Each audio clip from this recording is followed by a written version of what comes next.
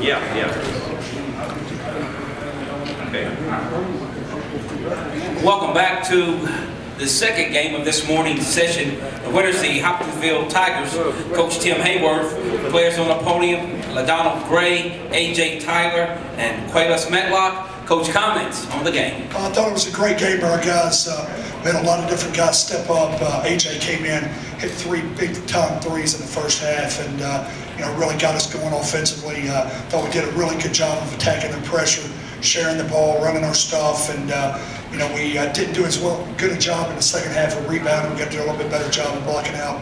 That was the only disappointment. But to be able to advance and move on in this great tournament, you got to play well to win. You can't have bad games, and we were able to get a good win against a great team in Taylor County. Questions? Right here. Coach, you had 5 guys scored double figures. You talk about AJ off the bench. Came in, it looked like you were deeper than them. Did you feel like that was a big factor? Yeah, we got 10, 11 guys, and as a coach sometimes, guys have got to accept their role because everybody wants to play 32 minutes as a player, and so we understand that. So I'm always preaching to these guys about the team and about coming to work every day, coming to practice, and that's what AJ does every day. And then he had some huge shots in the regional final when we were down, and then you come, it was his first trip to the state tournament, and he comes in and hits 3 big threes in the first half. Couldn't be more proud for him. Right here in the middle there, gentleman in the blue shirt. Coach Matlock, obviously, we talked about him all week, building up the Sweet 16 veteran. He started in 4 of them.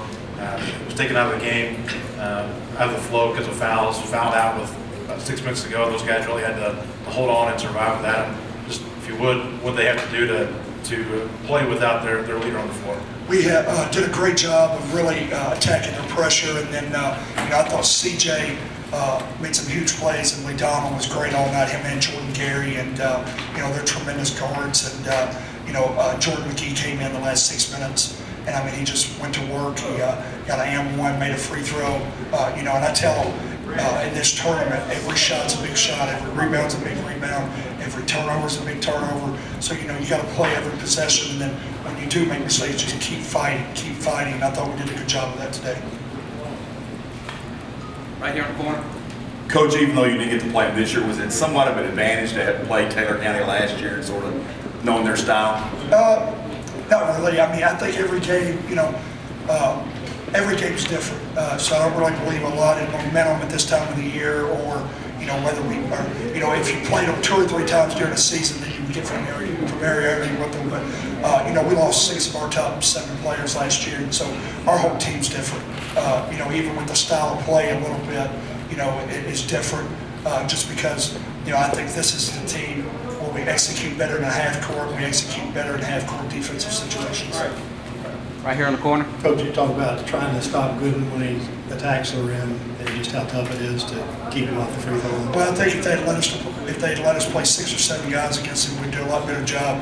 He's tough. He's strong. He's got a great body. He's a high Division I player. More importantly, he's a good teammate. I can tell that out there on the floor. It's not about him, and so the sky's the limit for that kid. He's got a chance to be Mr. Basketball and have all the accolades that is deserving of a big-time player. Come on, guys! Don't let these guys off the hook now.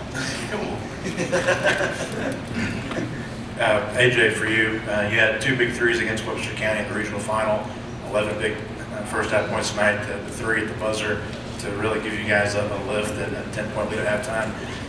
Talk about coming up in big moments, and what do you do so well to play off the bench and come up in the clutch? Coach Hayward every time he tell me if I got an open shot, he told me to take it. So I took the open ones and I made the big shot. I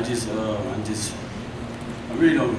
I'm really lost for words because my first time being here, I was excited, a little nervous before we started, but once we got in the game, all that went away, and I just knocked the big shots down.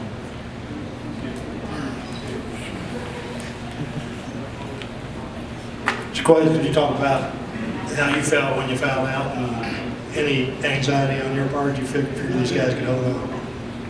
Yeah, when I found out, I got kind of nervous because usually, like in the past, when I go out, the team go down. But this year, the team they fight and stay together. They told me as I was going off the court that they got this win for me.